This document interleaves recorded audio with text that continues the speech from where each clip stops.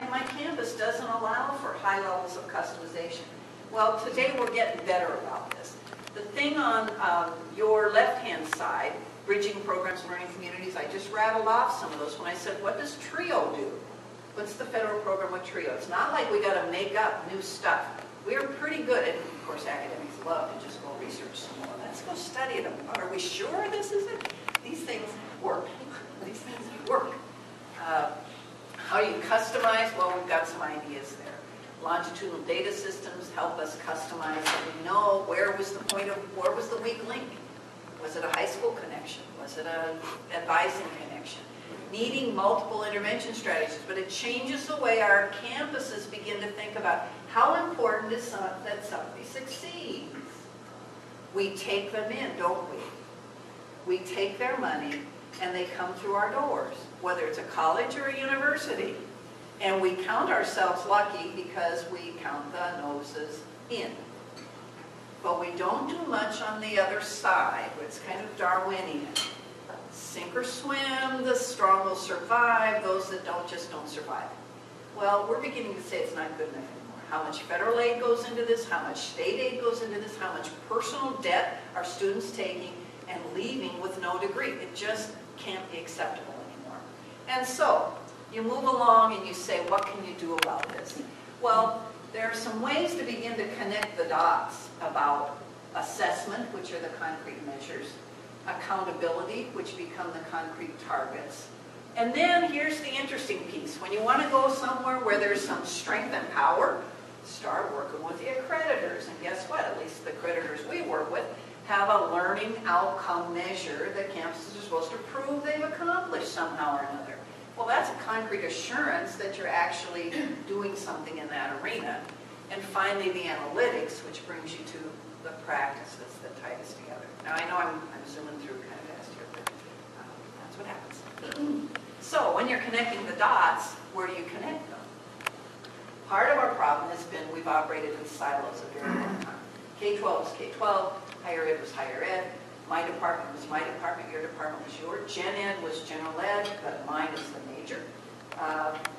Student services was over here, academic services was over there, never with the twain necessarily across and meet. So we started listing what kinds of things need to combine. And on campuses, how do we begin to bring the connections together? How do we now bring analytics to the masses versus analytics to just the power users, the IR folks that kind of kept it because they had the access and knew how to get there. So this is a very busy chart. It shows you, we call this our record chart. Okay, you got 3 seconds. 1, Usually I 2, have this in 3. a big form so that you can kind of hold on to it. But what it shows you is, if the data warehouse is down here, then the reports you're required to create all kind of come from the same data warehouse, right? And if you started building the tools that said for an executive report on key performance indicators, for example, what funnels up? When we were talking today about what are the dashboard elements our board would like to have, that might be something that would come up from here in relation to SCUP activity. The second one may be something about a balanced scorecard. Say you're in that realm. Some of our colleges or universities have Baldrige-Ligor for our accrediting unit. It's called AQUIP, Academic Quality Improvement Process for the Higher Learning Commission of the North Central. And so on. Strategic planning over here, you build it, you got it ready. Accrediting summary, then likewise, all based on the same data warehouse. And then you see some of the elements within the buckets. And then this high-level visualization is what's kind of counterpointing with what technology can bring you today.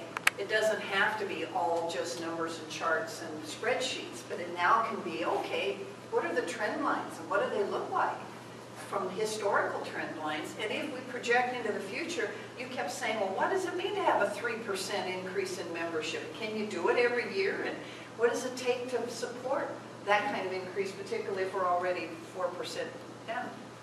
Okay, so you could have a big visualization and push the button and guess what it looks like? It builds the chart right before you because the technology tools are certainly there now. If you took it just for student affairs, And the student predictors for retention graduation, this is just a model of how you put the analytics together to help that happen. It's not so important that you have to get every bucket understood right now, because I'm trying to show you what a big picture, and you're going to say, why am I doing this? Because there's a role for SCUP here, so that's where we're going here. So again, a data warehouse that begins to tell you about students, their demographics, their high school information, whether they did post-secondary option in high schools. We're finding that to be a very big success indicator if you've got your college and the schools programs in high school. If students take 3 courses for credit while they're in high school for college level credit, they are more likely not just to go to college, but to graduate from college. There's a motivational mindset thing going on.